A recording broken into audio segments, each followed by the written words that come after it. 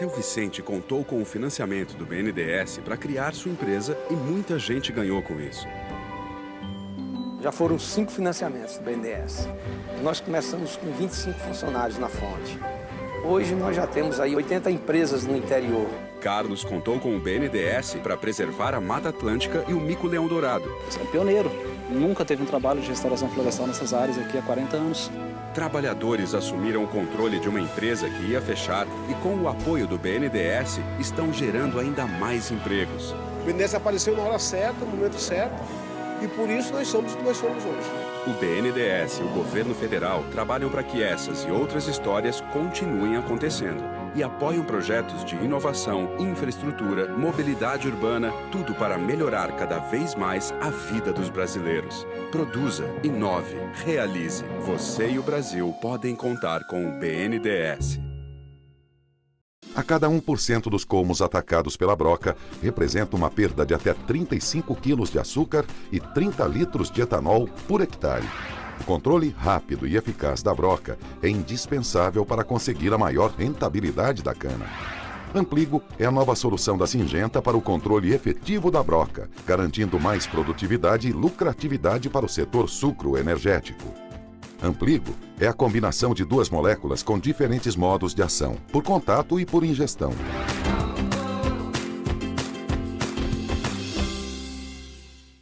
Bom dia a todos vocês.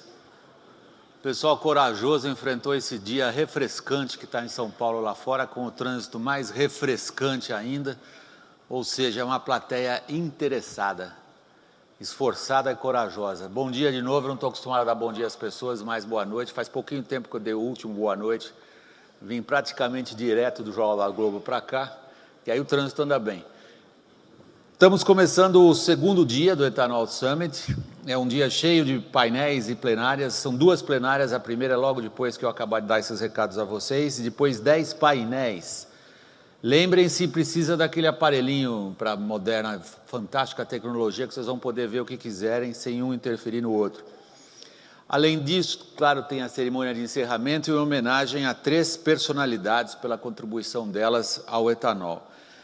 Os agradecimentos da Única vão especialmente à Syngenta e BNDES, que são os patrocinadores. Mas vamos direto ao assunto, ninguém gosta de perder tempo. A primeira plenária de hoje, esta que vai começar em instantes, ela vai lidar com o cenário macroeconômico e a busca pela competitividade, levando em consideração as energias renováveis. Eu vou convidar logo de cara o palestrante central, o professor Antônio Delfim Neto, para se acomodar aqui em cima, enquanto eu vou compondo a mesa com os outros participantes, que são Pedro Mizutani, ele é vice-presidente executivo da Raízen. Pedro, por favor, vai subindo. Luiz Roberto Pogetti, presidente do Conselho, já esteve aqui ontem, um pouquinho mais tarde, às 14h, presidente do Conselho da Copersucre e da Única. O Ismael Perina, acomodem-se como quiserem. Pogetti, tudo bem? O Antônio Carlos Zen, presidente para a América Latina da FMC, e o Armando Zeferino Milioni, secretário nacional de Desenvolvimento Tecnológico e Inovação. Esse daí é o meu, é o único que não pode... Esse era o único, desculpe, eu que não avisei. Não, até pode, eu que não consigo o seu. O Armando, desculpem, eu estava dizendo, ele representa o ministro Aldo Rebelo, ministro da Ciência, Tecnologia e Inovação. O Aldo está viajando com a presidente para a reunião dos BRICS na Rússia. Antes, porém, a Beth Farina tem um recado a vocês. Beth, cadê você? Está ali.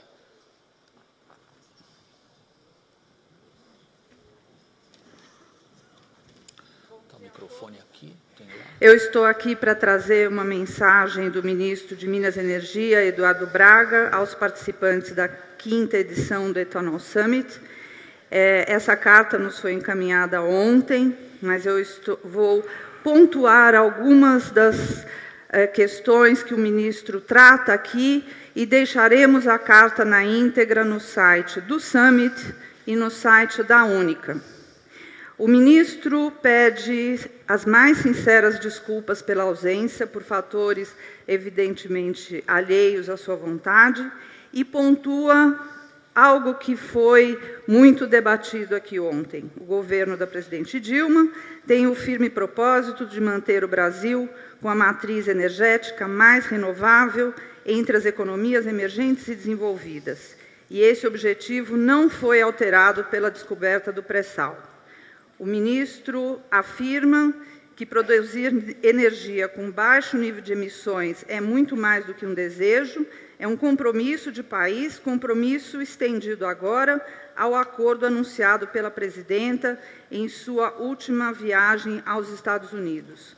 O ministro pontua a necessidade de políticas públicas e algumas das políticas que têm sido buscadas e implementadas, reconhece que existe uma lacuna entre a demanda de combustíveis a ser atendida e a capacidade hoje instalada de produção de gasolina e etanol, e traz a importância desse setor para o desenvolvimento do país. Por último, ele diz: gostaria de desejar a todos um grande e profícuo evento, gostaria de agradecer o convite para a minha participação e, uma vez mais, me desculpar pela ausência. Ministro Eduardo Braga, agradecemos a carta e deixamos a todos a sua íntegra no site. Obrigada. Obrigado a você, Beth. Bom, como que vai funcionar essa plenária? O Delfim vai fazer uma exposição inicial de aproximadamente 25 minutos, meia hora, e aí nós vamos conversar entre nós. Professor Antônio Delfim Neto, a palavra é sua. Bom dia a todos. Em primeiro lugar, muito obrigado pela honra que me concederam de convidar-me para esta reunião. Vou tentar fazer uma apresentação em 30 minutos, uma apresentação que salve o Brasil e salve o mundo, de forma que a ambição é pequena e os fatos são um pouco mais fortes. Deem uma espiada neste gráfico, que eu acho que ele revela tudo aquilo que aconteceu com o Brasil desde o Plano Real. Vocês têm aí essa curva azul clara, é o PIB. A azul escura é o consumo das famílias registrado na contabilidade nacional. E o vermelho é o comportamento da indústria, também registrada na contabilidade nacional. Os senhores veem que existem 2 ou 3 momentos muito importantes. O primeiro, no Plano Real, você tem um crescimento um pouquinho mais rápido do consumo e um pouquinho menos rápido da indústria. Aí tem uma arinha achuriada, que aparece em cor-de-rosa, que é o quê? Que o consumo estava crescendo um pouco mais do que a oferta interna da indústria. Em seguida, você tem, quando entra o Armínio, no segundo mandato do Fernando, há uma desvalorização cambial, e olhem que a indústria acelera e passa o consumo, a área achuriada passou para cima. Ou seja, você tinha a indústria suprindo o consumo nacional e provavelmente exportando. No primeiro momento, você tinha a indústria não suprindo o consumo nacional. E depois, a partir de 2006, 2007, se separam praticamente o consumo e a indústria. Esta área achuriada enorme aí. O que é isto? Isto, na verdade, é o que estava sendo suprido pela importação. Isso mostra o seguinte: um equívoco de diagnóstico que nós persistimos durante muito tempo. Nunca houve falta de demanda da indústria. O que houve foi falta de demanda da indústria nacional produzida por algum fator que nós já vamos ver qual é, que separou a oferta nacional da oferta de importação. A explicação está nesse gráfico aqui, que é muito simples. Ele, na verdade, é o saldo comercial da indústria industrial. As barrinhas azuis são os saldos comerciais e essa curva verde, essa curva vermelha, é o que eu chamo o câmbio real. É o câmbio nominal dividido pelo salário nominal. E eu peguei essa curva e desloquei 2 anos. porque para você ter uma resposta da exportação a uma modificação do câmbio real, leva 14, 15 meses. Vejam a coincidência dos dois movimentos. Vejam que esses três movimentos coincidem exatamente com aquele do primeiro gráfico. O que isso mostra? Isso mostra o seguinte: no plano real você teve um congelamento de câmbio, uma valorização enorme, e você teve déficits na exportação da indústria. Há desvalorização em 2001, e você tem, em 99, você tem a recuperação e a indústria voltou a exportar. O que são essas curvas azuis acima do ponto zero?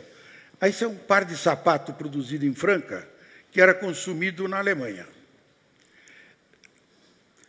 E vejam que, à medida em que foi se valorizando o câmbio, a exportação foi murchando, o saldo foi murchando e passou a ser um saldo negativo. O que significa um ponto nestas barrinhas azuis abaixo do zero? É um sapato de Franca que não foi vendido internamente porque foi substituído por um sapato chinês. Ou seja, ela mostra o que aconteceu com a indústria e explica, no fundo, por que o crescimento murchou. Porque o crescimento da indústria é que fez murchar o crescimento do país inteiro. Se você fizer um cálculo grosseiro, neste período, a indústria perdeu de demanda 378 bilhões de dólares. Não é à toa, portanto, que ela tenha murchado no seu crescimento e que ele tenha puxado para baixo o crescimento brasileiro. Não precisa ser grande economista, não precisa ser um físico quântico para entender o que aconteceu. Nós cometemos um grave erro de política econômica. Isso explica a parte que lhe cabe em matéria de conjuntura. Vamos para frente. O que houve, na verdade, em 2014? Em 2014, houve uma razia na política. Houve um estrago promovido deliberadamente pela reeleição. Deem uma espiada nesse gráfico. Vocês vão pegar primeiro essas barras vermelhas e azuis. O déficit nominal está em vermelho. Vejam uma coisa. Em 2013, o déficit terminou 2013 com um déficit de 3%. E terminou 2014 com um déficit de 6,2%. É impossível explicar um aumento desse tamanho do déficit, a não ser pela um movimento deliberado que produzia para produzir o quê? Para produzir a vitória na eleição. Qual foi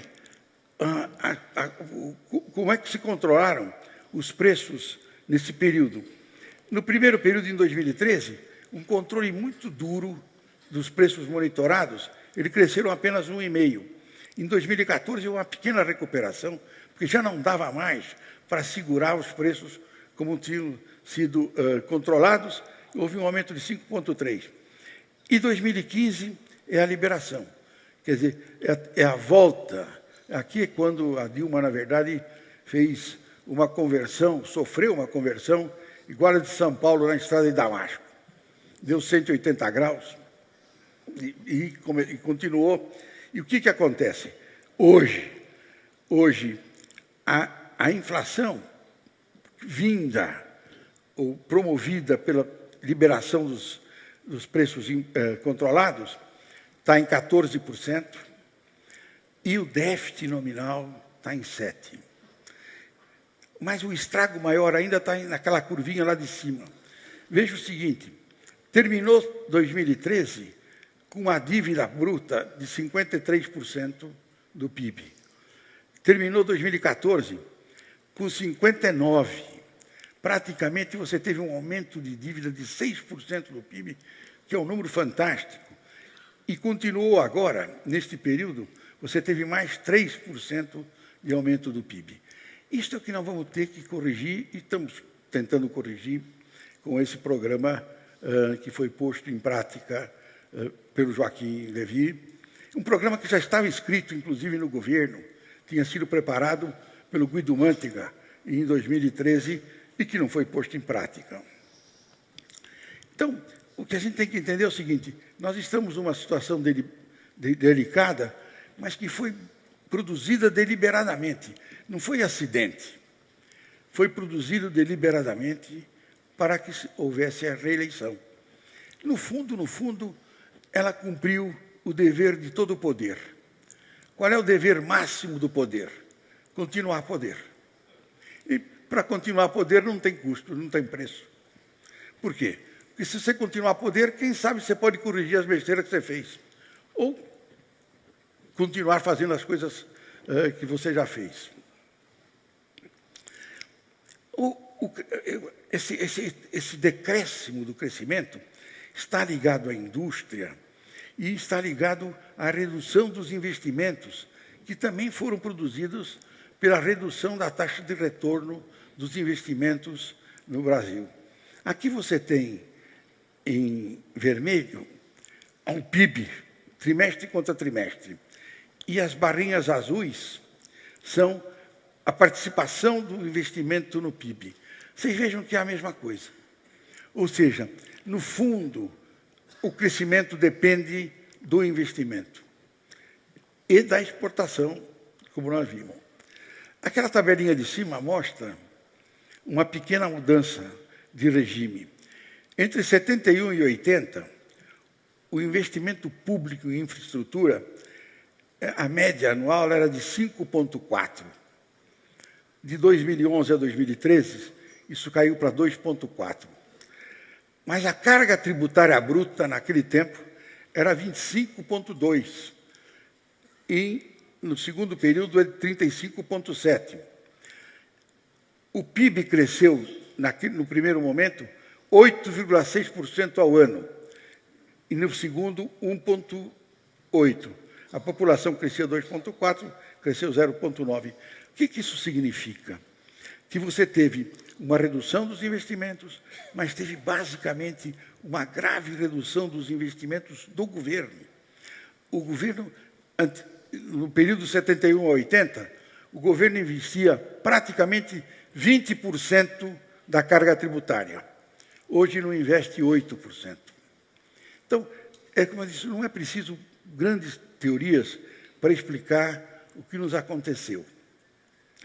E agora entender o seguinte, como vamos alterar isso? Talvez possamos conversar na frente um pouquinho. O que eu queria agora discutir é esse problema de energia, que eu acho que é fundamental. O desenvolvimento econômico não é um fato econômico. O desenvolvimento econômico é um fato termodinâmico. Toda a sociedade, ela se organiza e os seus próprios valores são determinados pela forma pela qual ela se apropria da energia que está do seu ambiente e dissipa depois essa energia que ela se apropriou na produção de bens e serviços. Se você tem uma sociedade de coletores e caçadores, são pequenos grupos, têm uma baixa densidade, a desigualdade é limitada, a violência é um pouco maior, mas o homem está dentro da natureza, ele está vivendo a natureza, ele sabe que é parte da natureza. À medida que a evolução acontece, você vai crescendo os grupos, você cria ele se estabiliza, você desenvolve a agricultura, aumenta um pouco a densidade demográfica, aparece uma divisão do trabalho, a propriedade privada fica conveniente para produzir, mas aumenta a desigualdade.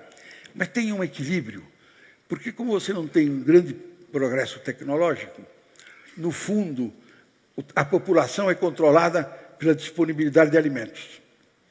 E, finalmente, você tem o seguinte, quando você se liberta dessa ligação com a natureza, com a tecnologia, você tem a concentração urbana.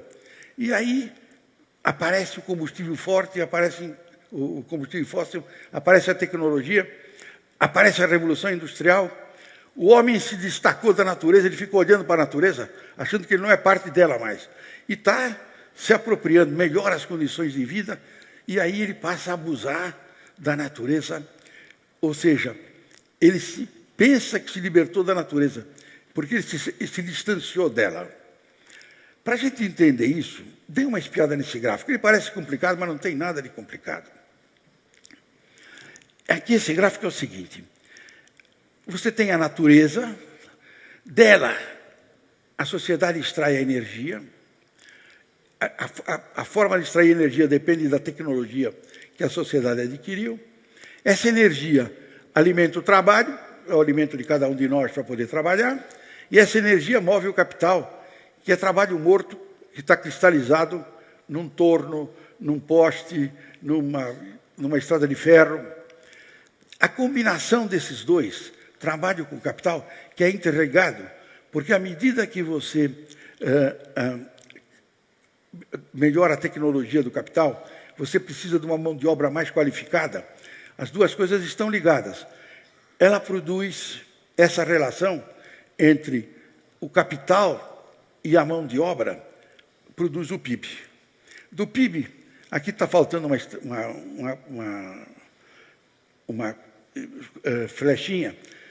Ela produz o PIB, mas ela deixa resíduos da natureza, uma natureza degradada, e deixa de CO2.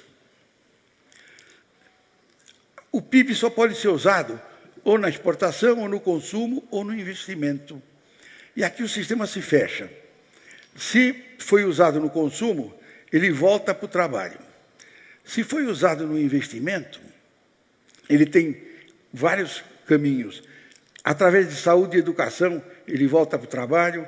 Através dos novos investimentos, ele volta para o capital. E ele volta para produzir energia. E aquela natureza degradada e aquele CO2 vão lá diminuir a natureza. Cada vez que tem um round, a natureza que sobrou é um pouquinho menor. É isso que a gente não percebeu, levou muito tempo para entender. Qual é o objetivo de toda a sociedade? É maximizar a produtividade do trabalho. Porque maximizando a produtividade do trabalho, você pode, na verdade, realizar a sua vida. Ou seja, ela depende da relação capital-trabalho. E está em verde lá. Então, toda a política econômica tenta maximizar isso. Qual é o problema político que tem isso? É como distribuir esses ganhos de produtividade entre o capital e o trabalho. Esses problemas aqui parecem uma coisa muito teórica, mas nós vamos ver agora, em seguida, cada um desses probleminhas tem uma correspondência muito clara na realidade. Bom, isso aqui é o primeiro. O eixo aqui do X é o capital por trabalhador, o eixo do Y é o produto, é o PIB por trabalhador de 161 países do Penn World. Vejam a ligação estreita que tem entre a quantidade de trabalho que eu tenho por trabalhador e o produto produzido pelo trabalho. O que é uma coisa óbvia. Quando você usava a enxada, você só podia produzir talvez um alqueire. Quando você usou o arado, melhorou, e agora que você tem um trator que tem GPS, você pode cultivar muito mais com mais precisão. Só que para o trator de GPS, você precisa de um engenheiro tectrônico. Lá qualquer cidadão puxava a enxada. Então, esse mundo, o Brasil está lá, olha, não tem nenhuma exceção. O Brasil é aquilo que está aí. Vamos para frente. Aqui é uma tentativa de mostrar, esqueça os números de baixo, é uma tentativa de mostrar o seguinte, são os dados do Madison, desde o ano 1 da nossa era, até agora, como, vejam o seguinte, até praticamente metade do século XVIII, praticamente nada acontecia, a renda per capita era igual. Era aquele regime de agricultura. E vocês vão vendo aqui, eu fui pondo o que vai acontecendo. Na metade do século XVI, você tem a expansão demográfica, a expansão geográfica. A curva azul é o PIB mundial. E aí você vai vendo a independência dos Estados Unidos, o nosso velho Adam Smith, em 1776. O arado de ferro é descoberto um pouquinho depois. o homem descobre a seleção de animais, aí ele descobre um motor a vapor, e aí começa a Revolução Industrial, e a coisa começa a se acelerar. É o terceiro regime a que eu me referi naquela comunicação anterior. Vejam a rapidez com que ele sobe. As grandes revoluções, o petróleo, a eletricidade, o semicondutor, o motor a combustão, a produção de aço, aquilo tudo vai indo embora. E uma certa mudança, a falência da União Soviética, o abandono do Fordismo, a globalização. Então, o que acontece? Neste período, você esqueceu a natureza. Você estava abusando dela como se ela fosse infinita.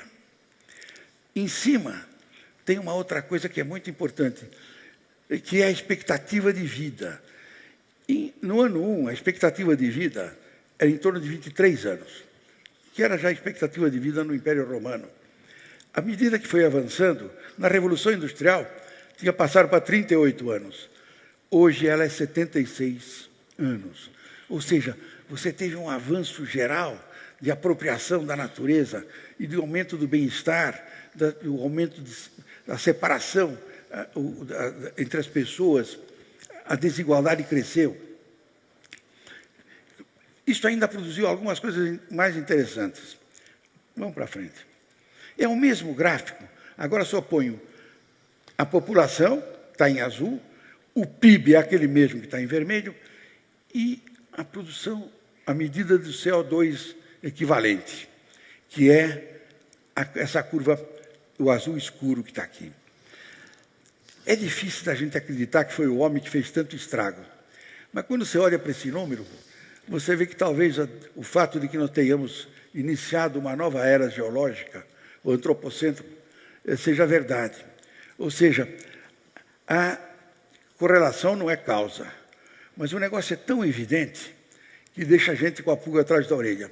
Realmente e aparentemente fomos nós mesmos que produzimos esse estrago.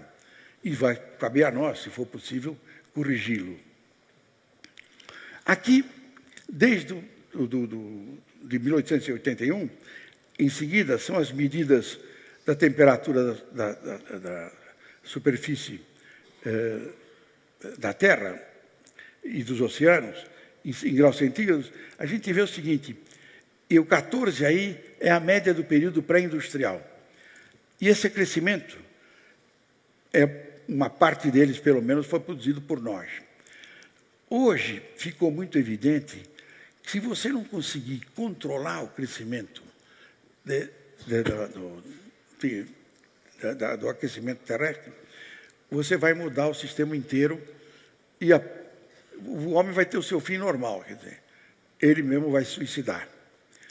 Isto mostra o seguinte, que mudou o quadro do mundo. Nós temos que enfrentar hoje esse problema, queiramos ou não. E qual é a forma de... Vamos para frente. Qual é a forma básica de enfrentar esse problema? A forma básica de enfrentar esse problema é voltar à origem, é mudar exatamente a forma em que a sociedade se apropria da energia que está dissipada, que está espalhada no seu ambiente e que ele vai recolher para dissipar na produção. Como o maior produtor desse aquecimento são os combustíveis fósseis, não tem nenhuma outra saída a não ser voltar para combustíveis não renováveis. Aqui nós levamos uma vantagem enorme. Talvez nós tenhamos produzido o único combustível líquido transportável. Quer dizer, o problema do etanol e do biodiesel é que ele realmente compete com o fóssil em condições... Não é simplesmente produzindo eletricidade. Ele compete na transmissão de carga, que é uma coisa muito diferente de simplesmente eu gerar energia. Hoje, em 2014, a distribuição ainda é a seguinte: 3/4 da energia é não renovável no mundo e 1/4 é renovável. Desse 1/4, aí você tem 17% que é hidrelétrica, a eólica... Nós vamos ter que expandir isto. Vamos dar uma espiadinha de o que nós estamos fazendo. A vantagem é a seguinte, no estoque, ainda o fóssil é 3/4 e a renovável é 1/4. Mas na capacidade projetada, as coisas estão mudando. Você veja o seguinte, aqui você tem as projeções da OCDE e da IEA de 2014 a 2020. E você vê o seguinte, a hidrelétrica está diminuindo, porque você ocupou o que podia, e os movimentos de proteção ecológica tornaram muito difícil você fazer estoques de água muito importantes. Agora, você vê o seguinte, todos os outros tipos estão crescendo a uma taxa superior, a menos a geotérmica, que ainda não, mas a hidroelétrica. E a bioenergia está crescendo a 6,1, a eólica a 9,7 e a solar, que aqui está com uma expansão mais rápida. A média de crescimento aí é de 6% ao ano. 6% ao ano não é uma coisa muito pequena. Significa o seguinte, que você dobra, na verdade, em cada 10 anos, 12 anos. A boa notícia é que, quando você calcula os aumentos de capacidade na proporção de renováveis e não renováveis, no acréscimo, as renováveis já estão superior às não renováveis. Ou seja, a direção está na direção certa. A direção está correta. O que é preciso é acelerar isso.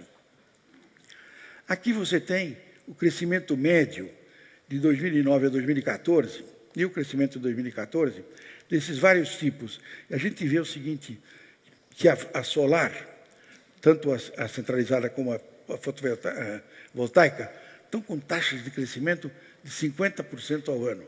Quer dizer, é um processo de uma rapidez enorme. A produção do etanol está menor,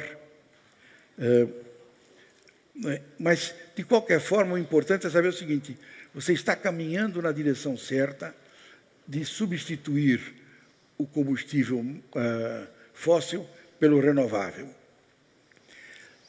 A tendência de preços também. Aqui você tem uma tendência de preços do sistema de solar, e a gente vê o seguinte, o desenvolvimento tecnológico é extremamente rápido, e você está mudando os preços relativos de tal forma que, seguramente, com políticas fiscais razoavelmente inteligentes, você pode realmente fazer o setor privado caminhar na direção de substituir com maior rapidez a produção de fósseis pela produção de renováveis.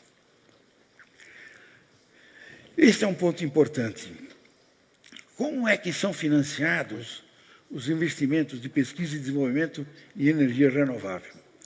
Aqui eu separei entre aquilo que é financiado pelo setor privado e aquilo que é financiado pelo setor público.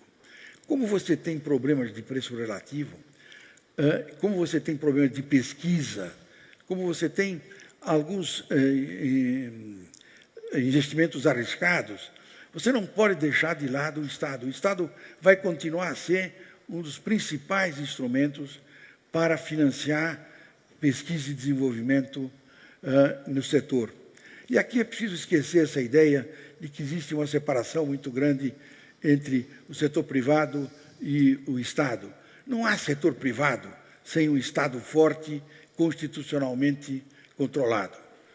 E não há Estado forte sem um setor privado capaz de produzir bens e serviços.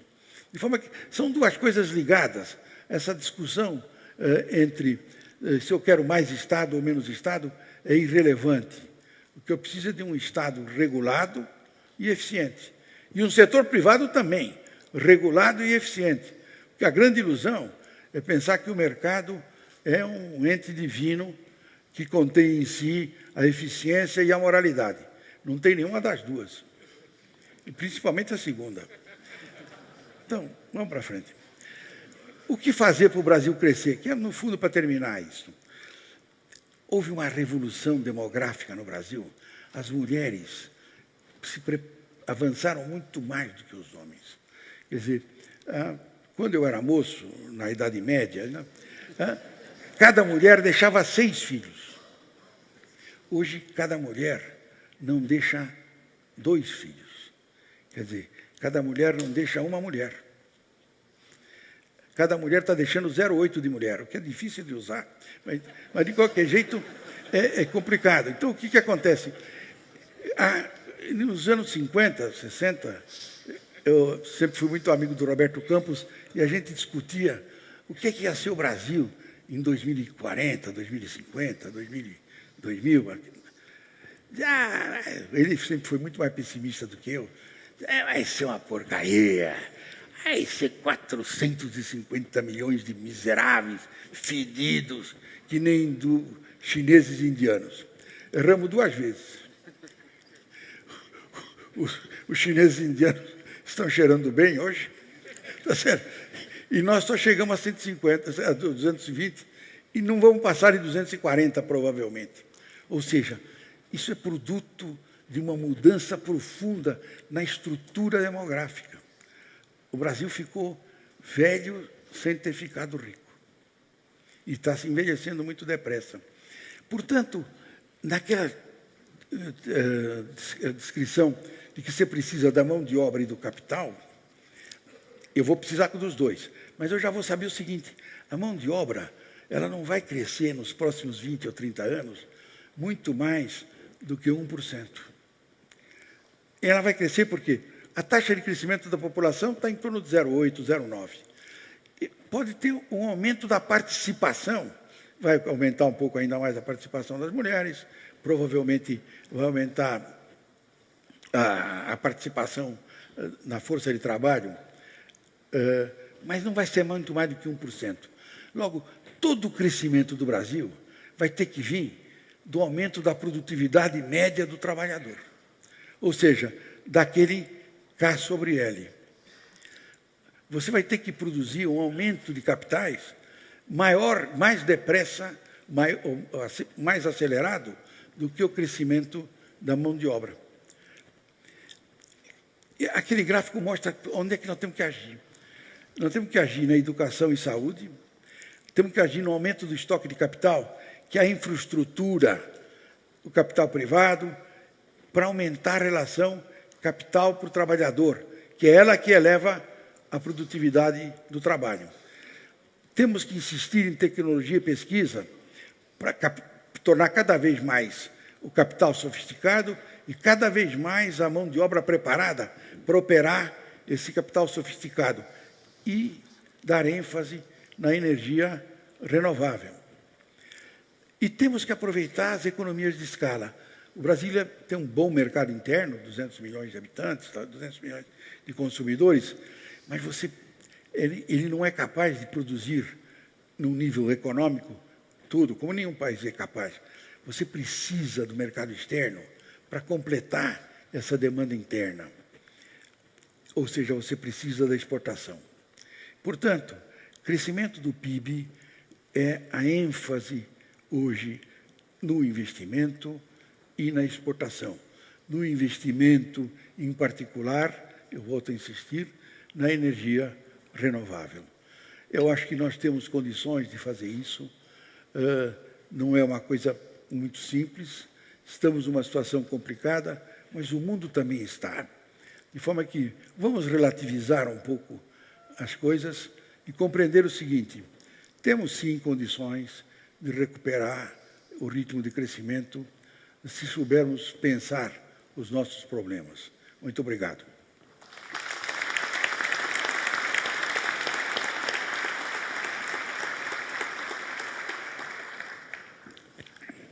Delfim, muito obrigado, foi fascinante. Vou pedir para você se orientar aqui no sentido do centro da roda. Farei os 180 graus. Mas está na moda, né? Como é, exatamente. Nós temos 34 minutos para o debate, que vai ser encerrado pontualmente às 10h30. Antes de começá-lo, eu gostaria de dizer a vocês do público que a participação de vocês é requerida, inclusive. Isso terá que vir por escrito, eu vou receber as perguntas aqui e, na medida do possível, eu vou colocando o que vocês perguntarem no fluxo da discussão, para a gente não chegar naquela situação chata. Acaba o debate, aí o cara pergunta o que já foi dito lá atrás, enfim. Diante do tempo e do número de participantes, eu vou ser obrigado a agir aqui como apresentador de televisão e pedir para vocês um ritmo um pouco mais célere, por que não dizer telegráfico. Eu cumpri o meu horário. Cumpriu, devolveu o tempo, inclusive. E isso aí em televisão é precioso. Eu vou monopolizar um pouco e fazer uma primeira pergunta. Delfim, é fascinante ver como você, ao falar da situação atual, vai, em primeiro lugar, para uma reflexão de como é que as sociedades humanas se apropriaram da energia para explicar o que é o crescimento. E você nos coloca diante de um dilema, que é ou entendemos o dano que causamos e o corrigimos, ou nos suicidaremos. Aí vem uma provocação óbvia a você, quer dizer que a gente não precisa se preocupar com a taxa de juros da Yellen, do Fed, não precisamos nos preocupar com a Grécia e o euro, não precisamos nos preocupar se a China conseguirá crescer o que cresceu nessas últimas 2 décadas, e muito menos com a Dilma, porque ou a gente entende o que está acontecendo de maneira geral, e os fatos se impõem, e no seu raciocínio, se há algum tipo de salvação para as sociedades humanas históricas, portanto, as sociedades humanas existentes e dadas, ela é fugir do padrão registrado até agora de apropriação da natureza e do dano que a ela causamos, e isso significa ir para a energia não renovável, ou essa discussão toda, eu não sei se você está ficando filosófico, não, ela é absolutamente irrelevante. Então, em que medida você vê o cenário macroeconômico atual, dado com os personagens que temos, contribuindo ou não para evitar o suicídio? Deixa eu dizer, são 2 problemas. Esses são questões menores. Eu estou falando aqui de 50 anos. Essas condições são, no fundo, você pode resolver maravilhosamente a taxa de juros. Coisa que eu tenho dificuldade de entender, mas de qualquer jeito você pode resolver. Mas é absolutamente inútil para o que vai acontecer para o mundo. O que vai acontecer para o mundo vai depender de uma mudança de postura diante de um fato inexorável. Nós não estamos... Aqui, essa provocação é muito interessante. Nós estamos diante de uma decisão em que, se tivesse um governo mundial, ia dizer, as coisas vão ser assim. Governo que nunca existiu. Benéfico, um ditador generoso, dizer, agora todo mundo vai se comportar desse jeito, nós vamos voltar porque nós nos separamos desse mundo. O mundo que eu estou me referindo é o seguinte, não tem mais nenhuma... não há esperança de você manter essa separação, porque nós nos separamos do mundo. É de uma pretensão monstruosa. O macaco foi educado, aprendeu a seleção natural, pensa que virou Deus. Então, ele olha a natureza como se ele tivesse construído a natureza. Ele não vê que ele é parte da natureza. Aquele sujeito que estava caçando ou que estava colhendo uma fruta, sabia que ele era um capinzinho, igualzinho o capim que estava do lado dele. Aquele sujeito que estava numa pequena cidade, no Neolítico, sabia que tinha restrições, podia usar a água do rio para mover uma roda, para moer um pouco de trigo, mas ele era parte da natureza. William, o que aconteceu conosco foi o seguinte, nós nos separamos disso. O velho Marx tinha dito isso com uma certa intuição terrível, mas nós olhamos para ela assim, ela é minha, eu faço o que eu quero dela. Eu também acreditei nisso durante muitos anos. Eu sinto você voltando às origens, Delfim. Eu lembro eu perseguindo você nas ruas de Paris, quando a Aureliana sumia e você, ministro, ia para Paris, fugia de nós, repórteres, por lá, e você, uma vez, nós o encontramos sem querer, por dizer, na rua, e você disse que era um socialista fabiano. Eu fui. Mas o que eu acho é o seguinte, aquilo contém uma ideia importante. O negócio do socialismo a gente teria que ter uma outra discussão. É que, no fundo, essa sociedade que nós queremos precisa combinar aqueles tais 3 valores aqui: liberdade, igualdade e eficiência. E as 3 não são compatíveis. A liberdade solta se mata. O excesso de liberdade mata a liberdade. A liberdade produz igualdade, tá certo? Mas não produz eficiência. As duas juntas em um partido produzem a guilhotina. Então, o que acontece? Esse, no fundo, é um jogo que eu acho que nós estamos jogando há 100 mil anos, desde que um bisavô nosso saiu da África e foi procurando um sistema melhor. Esse jogo está em... Eu acho que o homem descobriu 2 coisas. O mercado ele descobriu, ele não inventou, ele descobriu. Mas ele descobriu o sufrágio universal. Porque a acumulação do capital separou as duas em 2 conjuntos. A propriedade privada separou a gente em 2 conjuntos. Uns que são os portadores do capital, os outros que alugam a sua força de trabalho. Mas o sufrágio universal reduz esse poder, essa diferença entre eles, e vai produzir a sociedade civilizada. É só insistir nela. Deixa eu voltar para o ponto central, porque a nossa conversa está ficando um bocado filosófica. O pessoal, a essa hora da manhã, está pensando, piraram. Poggetti, assumindo a teoria não, que é uma aula dele, no fundo, de antropologia cultural. Temos uma série de primatas instalados em vários palácios de governo ao redor do mundo. Nem todos conscientes... Que se pensam que são mulheres... Que pensam que são Deus. Né? Alguns pensam que são mais deuses do que outros. Outros até acham que outros até acham, se a gente pegar algumas sociedades, até acham, são teocracias, até acham que tem uma conversa direta com Deus. Nessa situação macroeconômica composta por primatas que se acham deuses, você vê algo evoluindo no sentido do favorecimento daquilo que o nosso palestrante aqui, que nos honrou com a presença e com a cultura e com a perspicácia, a inteligência e as provocações, considera como inevitável suicídio se nada fizermos? Algum primata da sua preferência? Não vou escolher nenhum. Eu vejo da seguinte forma, né? Primeiro, quando a gente fala na necessidade da evolução da sociedade em 50 anos, né? 50 anos é um prazo muito curto.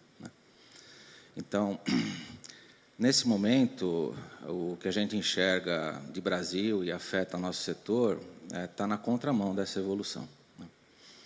As políticas não são indutoras à utilização ou ao privilégio do combustível renovável, né? Ao contrário, né? Elas são desmotivadoras. A indústria está regredindo, né? O que... Isso precisa mudar, é premente que se mude. O que eu vejo de imediato é o etanol, pegando o etanol, né? O etanol ele produz, na minha visão, 2 produtos para a sociedade: né? O combustível intrínseco e produz o benefício para o meio ambiente e para a saúde pública.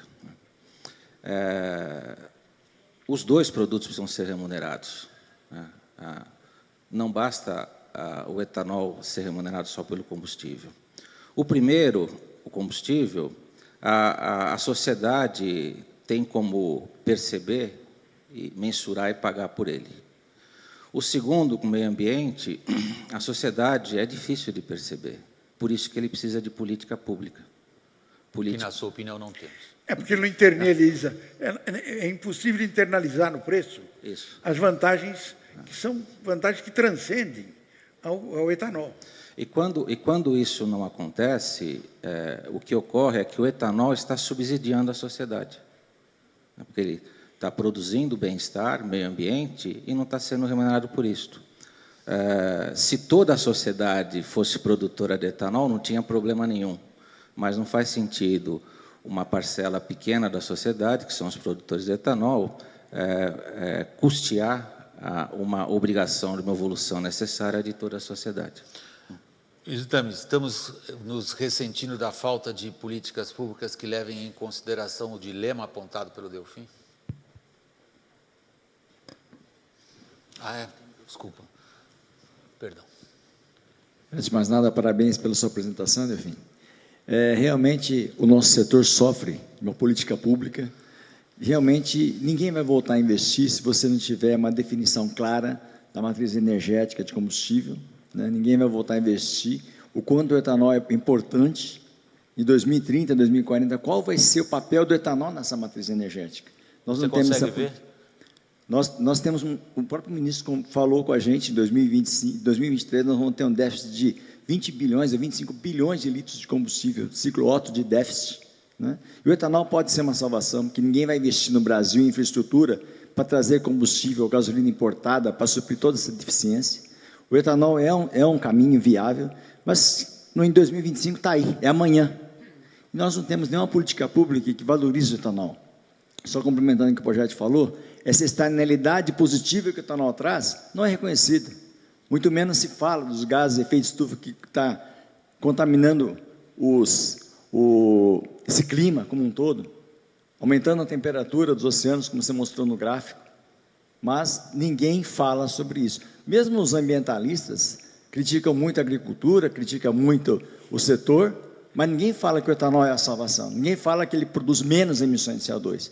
Então, o próprio governo não cria para nós essa política pública para que a gente invista no setor e até salve o nosso setor, porque, basicamente, nos últimos anos, nos últimos 5 anos, tivemos 80 usinas fechadas, para fechar mais 10 usinas. Então, o que acontece? Falta de uma política pública, eu não vejo o governo se movimentar com relação a isso. Todo mundo fala em etanol, o G7 falou que em 2100 não vai ter mais combustível fóssil, mas o Brasil, realmente, com essa área, essa imensidão de área que nós temos uma imensidão de capacidade de produzir etanol, mas se não tiver uma política pública consistente, nós não vamos produzir, o empresário não vai investir. Armando, o governo agora está na bola da vez. Não só é severa a crítica, quando ela é expressa como acabou de ser feita, em termos de não há políticas públicas, mas há uma provocação deixada pelo Delfim no ar, quando ele fala no terceiro ponto, ao final da palestra dele, em que ele diz: houve uma revolução demográfica no Brasil que não nos permite mais pensar que as coisas andarão como andaram até agora. Ou a gente investe em pesquisa e desenvolvimento, em estoque de capital e aumento de produtividade, or else, como se fala em inglês, ou dança, como se diz na gíria em português. Então, na verdade, são duas observações severas dirigidas a quem está no poder no Brasil neste momento. Qual é a sua resposta? Bom, então, em primeiro lugar, parabéns pela palestra, professor, muito inspiradora. Gostaria de trazer o abraço do ministro Aldo Rebelo, que gostaria de estar presente, confirmou presença, tinha uma hora interesse em vir, mas foi solicitado pela presidente para acompanhá-la à Rússia, e é por essa razão que ele não está aqui. Bom, o meu olhar para essa questão, inevitavelmente, é o olhar da pasta na qual eu, ora, me encontro, que é a da ciência e tecnologia. Então, eu não vou entrar no mérito de questões de políticas, que eventualmente deveriam ser assunto de quem lhe diz respeito. A mim me agrada a visão da ciência brasileira em relação a esse tema. E a ciência brasileira hoje migra com clareza para a posição de que é possível o uso massivo da terra para a produção de alimento, energia, sem descontrole, pelo contrário, até com o controle de questões como água e meio ambiente. Essa posição, na verdade, vem sendo até chamada, criou-se uma palavra que muitos de vocês reconhecerão, que é a palavra nexus, que envolve essa questão agregada que discutir produção de alimentos, produção de energia, meio ambiente e água, não são assuntos que você possa discutir independentemente. Então, o Ministério de Ciência e Tecnologia se alinha a essa posição que a ciência brasileira hoje parece se direcionar para. E todas as nossas linhas de fomento são nesse sentido.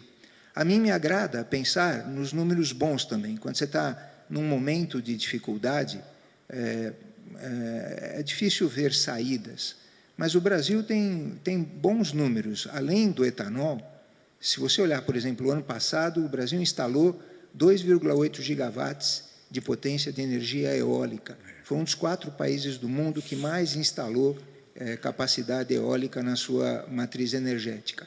São números que eu considero inspiradores e gosto de lembrar que eles também existem. Zem, nós estamos perdidos na crise e não estamos vendo as saídas, como, por exemplo, insinuado pelo representante do governo?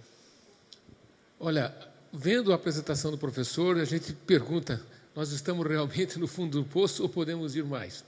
Nós temos 4 anos de dificuldade no setor, isso não somente no sucro energético por si, mas também em toda a cadeia de insumos. Mas, por outro lado, é evidente que nós temos que buscar alternativas, e o etanol é uma alternativa extraordinária. Se você viaja hoje para os países asiáticos, você vê as cidades grandes com poluição e um aumento na frota de carro exponencial. E, todavia, na China, por exemplo, ninguém tem carro, mas estão cerca já de 20 milhões de veículos por ano. Então, nós precisamos realmente trabalharmos junto, ganharmos eficiência. O setor precisa de eficiência, nós temos que produzir mais e melhor, com custo mais baixo, transformarmos o etanol numa commodity mundial. O susto americano, eu creio que com o problema climático e a perda de safra de milho e todo o debate alimentação, bioenergia, parece que ficou para trás. Mas no momento que nós gerarmos um mercado globalizado de biocombustível, o Brasil sendo um consumidor forte e, consequentemente, com todas as tecnologias que vêm, inclusive o etanol de segunda geração, o Brasil possa gerar um excesso de produção, fazer exportação e nós evitarmos o que o professor falou, de não sermos um país velho e sofrermos todas as magelas. O professor disse algo que me assustou, o Brasil envelheceu sem ficar rico. Exatamente, imagina isso, todas as consequências sociais. E nós temos o compromisso humanitário, como brasileiro que somos, criativo que somos, de transformar o etanol numa matriz energética e contribuir realmente para o equilíbrio climático mundial. Ele colocou o etanol numa posição ainda mais importante do que aparentemente as palavras dele indicam. Ele disse, se nós somos um país que ficou velho e não ficou rico, e que, como qualquer outro, vai sofrer pelo fato das pessoas não estarem entendendo o dano que foi causado à natureza, o etanol é uma possível saída. Porém, essa saída está sendo buscada, Ismael? Bom, primeiramente, muito bom dia a todos. Um agradecimento especial à Única, ao Ademar, pela realização do evento. Ouvir o professor realmente nos deixa, assim, com vontade de não falar nada, só ficar ouvindo as mensagens que essa pessoa pôde nos passar ao longo de todo esse tempo que ele tem de vida e as mudanças que ele mesmo teve a oportunidade de promover pessoalmente, né? Saindo lá de um comunismo, né? De um pensamento comunista e virando isso que é a ideia dele de hoje, de dar uma luz, né? Para aquilo que nós precisamos trilhar. Eu, às vezes, sou um pouco mais crítico que o Poggetti, o Pedro, nessa questão governamental. Olha que os dois foram bem críticos, agora eu fiquei curioso. Mas eu acho que eles, às vezes falta um pouquinho, até pela posição deles, eu estou um pouquinho mais liberal, e eu acho que não foi só um problema de não ter a política pública, foi o problema de um governo ser maldoso com o setor pelas atitudes que tomou ao longo desses últimos anos. Então, foram canetadas e mais canetadas totalmente contrárias ao mínimo de bom senso que algum governo poderia ter para se trilhar uma política pública decente. E, quando eu falo em política pública decente, não é benefício, é somar todas essas questões que realmente trazem ao setor um caminho, né, um produto que faz parte de uma melhoria ambiental, social, e trazer para que essas pessoas, e no meu caso, como representante dos produtores rurais, possa estar desenvolvendo sua atividade com dignidade. E isso não vem ocorrendo. Hoje a gente está assistindo, né, um momento excepcional, porque, afinal, não estamos somente, depois de todas essas canetadas, não ficamos só nós do setor, né, produtores de etanol, na situação que passamos ao longo desses últimos anos. Nós temos muito mais empresas que estão nessa situação e, infelizmente, a maior empresa brasileira que foi da mesma canetada.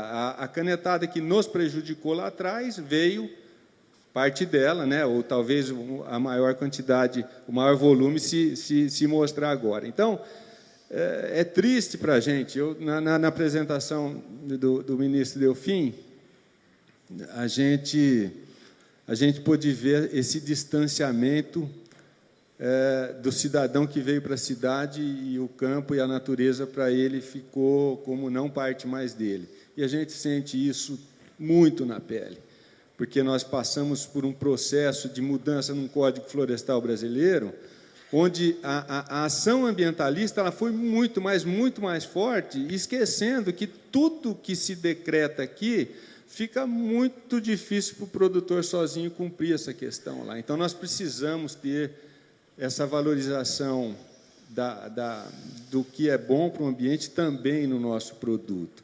E a carga, do jeito que ficou para o produtor, eu acho que ela vai ter muita dificuldade de acontecer. Ou se faz boa parte disso que o ministro colocou, que esses valores têm que serem agregados e vá para a produção, até para dar condição de que essas coisas sejam mantidas lá no campo, ou dificilmente a gente vai chegar a um ponto desse equilíbrio, né, que o ministro pregou, de liberdade, de igualdade, de satisfação para toda a população. Né? Delfim, você vê, a rodada volta para você, mas volta com uma vingança. Não, mas eu acho que tem uma coisa muito importante que mostra o progresso que nós estamos fazendo. Aqui no fundo, a objeção fundamental é o seguinte: o poder público não entendeu esse problema que foi pelo Congresso colocar que aquilo que não pode ser apropriado pelo preço, aquilo que eu não posso me apropriar através do preço, porque são vantagens ambientais, digamos, que eu não posso pôr no preço, tem que ser resolvido pelo poder público. O que eles estão apontando aqui é uma coisa muito simples. Foi o erro fundamental da política econômica. Quem estimulou o etanol? Foi o Estado, foi o governo. E cada vez que tinha uma dificuldade, a gente enganava vocês. No primeiro round eu enganei vocês puseram 15 bilhões de dólares para produzir etanol naquele carro frio que não pegava. Tá certo? Quando mudou o governo, vocês foram abandonados. Na segunda vez, o Lula passou um lambeiro ali em vocês vieram, puseram 50 bilhões de dólares. Tá certo? Por quê? Porque acreditaram, e era um grande projeto que nós destruímos. Mas aqui teve uma coisa importante, essa consciência de que existem externalidades que não podem ser colocadas no preço, está se generalizando. Eu acho, esse negócio aqui eu vou dizer, e sem nenhum motivo de agressão, ambientalista e socialista tem que ser muito esperto para não ser imbecil. Então, a coisa não é tão fácil, não é uma coisa simples. Então, o que acontece? Quando você olha para a agricultura hoje, esse setor agropecuário, é agricultura, pecuária e floresta. Todas elas têm externalidades. A floresta, então, você acha que tem cabimento dizer o seguinte: o sujeito que é proprietário de uma terra, que está produzindo, tem que manter uma floresta para melhorar o ambiente por conta dele. Essa externalidade também tinha que ser paga. O Lula teve um ataque de lucidez e disse isso um dia aí, disse: fica quieto, porque senão você vai criar um caso aí. Tá certo? Porque o problema do ambientalista é que ele está impondo custos que são externalidades que não podem ser postas no preço. Houve já um avanço enorme. Essa discussão nossa aqui mostrou que o mundo mudou muito nos últimos 15 anos, aqui no Brasil. Este problema do etanol foi uma destruição, na minha opinião, completamente imbecil. Foi simplesmente para manter o preço da gasolina, para controlar uma inflação, e pior, que foi acompanhada por uma valorização cambial que produziu um efeito devastador. Quando você estava dando subsídios para a indústria nacional, imaginando que estava faltando demanda, nada. Você estava dando subsídio, você baixava os juros, você dava crédito, era para importação, porque o câmbio impedia que a produção nacional suprisse. É um negócio inconcebível. E que durou 5 anos, 6 anos, 8 anos. Então, quando tem 80 usinas fechadas, vai fechar o resto. Então, por quê? Porque você abandonou, na verdade, o programa. Mas isso não significa... Há erros, há acertos. O que eu estou convencido é o seguinte: houve uma mudança profunda. Nós estamos vivendo uma mudança profunda. Há uma compreensão de que, ainda que a ciência social não seja igual à física, à química, nela também as mesmas causas produzem os mesmos efeitos. O governo aprendeu, eu espero, e não vai repetir esses erros. Não vai. Essa mudança que está... Ontem vocês estiveram aqui, o Bendini, é uma mudança completa, inclusive na administração das empresas estatais. Quer dizer, pela primeira vez está óbvio que a empresa estatal tem que cumprir a lei da sociedade anônima. O acionista majoritário não pode espoliar o minoritário, que foi o que a Petrobras fez. Agora está com a CVM, mas aqui não tem importância. Ela vai aprender com a SEC. Quando ela tiver que acertar a vida com a SEC. Aqui com a CVM vai ser uma coisa fácil.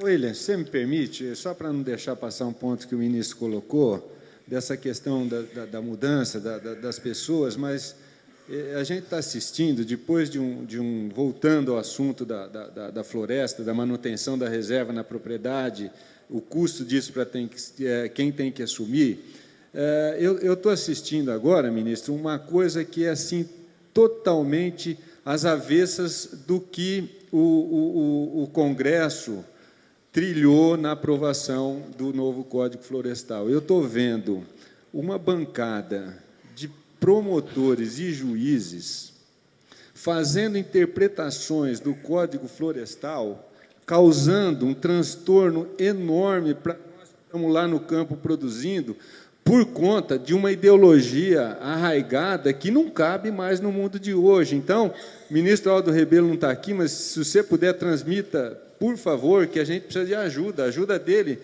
para que o judiciário cumpra aquilo que foi aprovado. E ele foi um dos grandes mentores, né, na condução desse Código Florestal. Então, lá no dia a dia nosso, é promotorzinho e juizinho, e eu falo dessa maneira porque eles não têm a capacidade de buscar a informação correta para tentar julgar e ficam tratando as questões com um grau de ideologia muito avançado do que deveria ser o razoável. Eu acho que é isso, é importante chamar a atenção. O Aldo Rebelo é um comunista esclarecido, o que é uma raridade.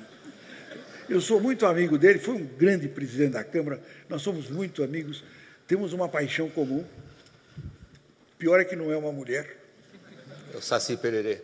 E nem o Saci Pererê, é o Zé Bonifácio, que foi o único sujeito nesse país que podia ter participado de Filadélfia com grande sabedoria. De forma que ajudou muito no Código. O Aldo enfrentou, na verdade, esses preconceitos. Mas aqui há um problema sério. Você levantou uma questão interessante. Qual é o maior problema em qualquer empresa no Brasil? É que ninguém sabe qual é o seu passivo trabalhista. passivo trabalhista de cada empresa depende de um juizinho do trabalho que decide com uma tecla e paralisa a tua caixa. Ele não interpreta a lei, ele está fazendo a lei. Esse negócio aconteceu uma coisa que você vai ter que mudar, vai ter que ter, na verdade, um sistema de controle em que o juiz interpreta a lei, mas não pode fazer a lei. O juiz do trabalho produz a lei. Ele fabrica a lei. Então, e hoje, ninguém sabe qual é o passivo trabalhista de nenhuma empresa. Eu sempre brinco, porque uma japonesa que faz um concurso com 24 anos, nunca trabalhou em lugar nenhum, passa em primeiro lugar, tá certo? Fecha a tua empresa. O que você está dizendo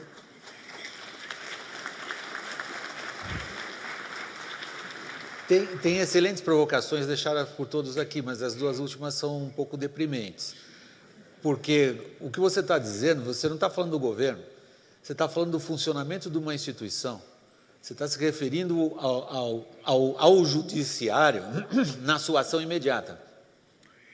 Quando você disse na palestra, Delfim, que o que nós vivemos hoje foi deliberado, foi feito para ganhar a eleição e ficar no poder, e o Ismael diz, a canetada não foi simplesmente um gesto, foi uma malvadez, foi uma maldade cometida contra nós, e você foi quase psicológico ali, porque você disse, eu não tenho schadenfreude, eu não tenho alegria pela desgraça alheia, mas agora o que nós estamos sofrendo, o resto está começando a experimentar, o que a gente está tomando na cabeça há uns 4 ou 5 anos, o palavreado é meu, obviamente.